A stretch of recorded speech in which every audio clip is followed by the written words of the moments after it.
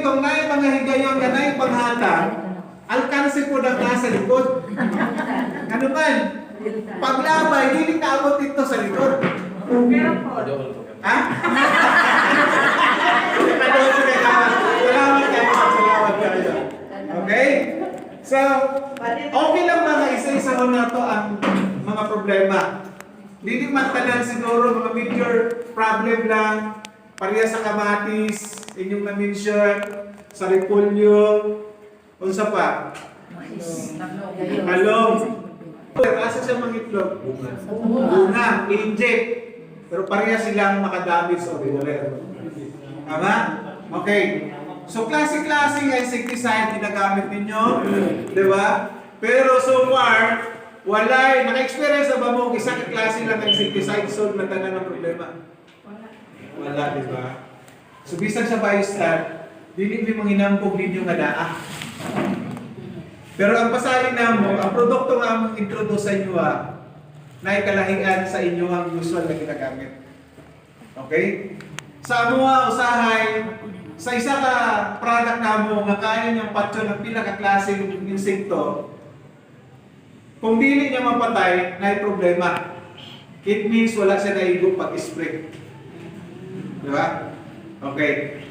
Pero sa inyo pag mag-spray mo, wala mo nagka-problema kung tikulan. Ganun ba? Para yung kamatis. Was out. Was out siya. So, usay solusyon. Usay solusyon para dili ma-was out. Ano man, atong dakuon ni Murag barangay. Ha? Okay na guys, barangay. Lagi sir, murag makaabot, magitag Malacanang nga na sir. Joke lang.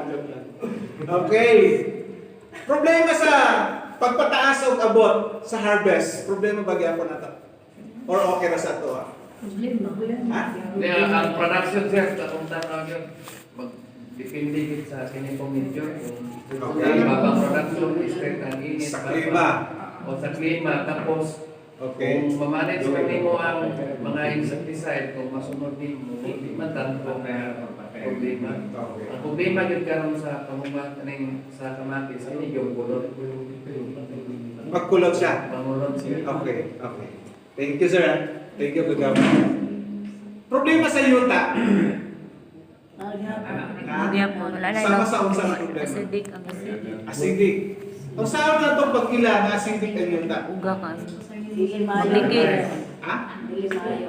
Dili mayo ang turok sa inyong tanong or pagdako ang growth sa inyong tanong.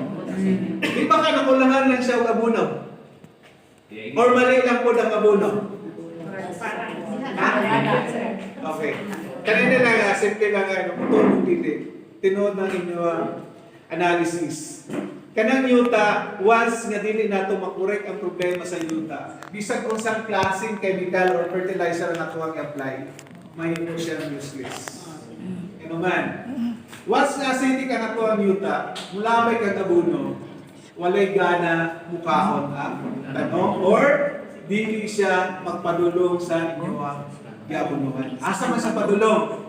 Padulong siya og kasamot kadaot ang yuta.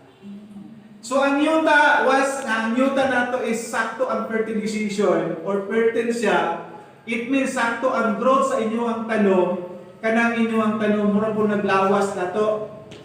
Nga kung healthy ang ato ang lawas, simpa ko lang palayo, dili pud na basta-basta man sakdan og simpleng sakit. It means taas ang resistensya sa atong lawas.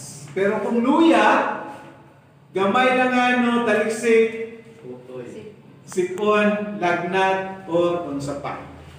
Okay?